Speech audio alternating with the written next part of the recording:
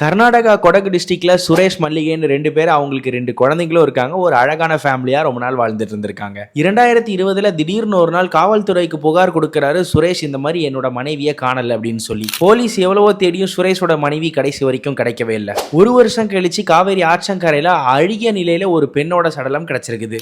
இந்த உடல் மல்லிகாவோட உடலா இருக்குமோன்னு சந்தேகப்பட்ட போலீசார் மல்லிகாவோட வீட்டுக்கு இதை பத்தி தெரிவிக்கிறாங்க.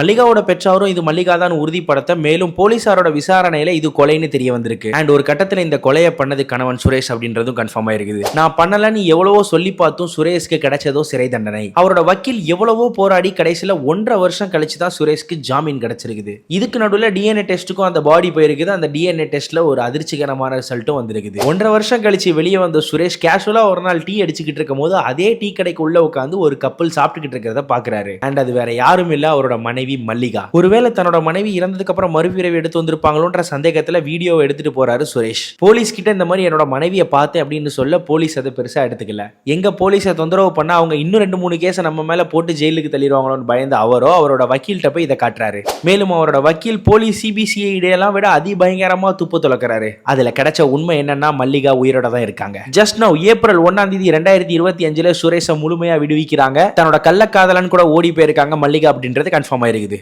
அப்ப அழுகிய நிலையில காவேரி ஆற்றங்கரையில கிடைச்ச உடல் யாரோடது அப்படின்ற கேள்வி எழுந்துச்சு. முன்னமே நான் சொல்லியிருந்தேன் டிஎன்ஏ டெஸ்ட் அனுப்பியிருந்தாங்கன்னு. டிஎன்ஏ டெஸ்ட்ல வந்த ரிசல்ட் என்னவோ டிஎன்ஏ மிஸ் மேட்ச். கேஸை எப்படியாச்சும் முடிச்சுட்டு இதுல இருந்து வெளியே வந்தோம்னு நினைச்ச போலீசார் அப்பாவி சுரேஷ் மேல பழிய போட்டுட்டாங்க. அண்ட் இதுதான் சாக்குன்னு புருஷனை உள்ள போட்ட உடனே மல்லிகா கள்ளக்காதலனோட ஓடியும் போயிட்டாங்க. இதுல பாவம் யாருன்னா சுரேஷும் சுரேஷோட தாயாரும் சுரேஷோட 2 குழந்தைகளும் தான். அப்பா ஜெயிலுக்கு போனோடனே குடும்பத்தை நடத்தணும், தங்கச்சியை பார்த்துக்கணும், பாட்டியை பார்த்துக்கணும் அப்படின்றனால பள்ளி படிப்பை விட்டுட்டு வேலைக்கு போயிருக்கிறாரு அந்த பையன். இந்த கேஸுக்கு பரிதாபப்படுறதை விட என்ன கன்க்ளூஷன் சொல்ல எனக்கு தெரியல. உங்களுக்கு ஏதாச்சும் தோணுச்சுன்னா கமெண்ட் செக்ஷன்ல சொல்லிட்டு மறக்காம இந்த வீடியோ லைக் பண்ணிக்கோங்க. மேலும் நம்ம சேனலுக்கு நீங்க புதுசா இருந்தா சப்ஸ்கிரைப் பண்ணிக்கோங்க.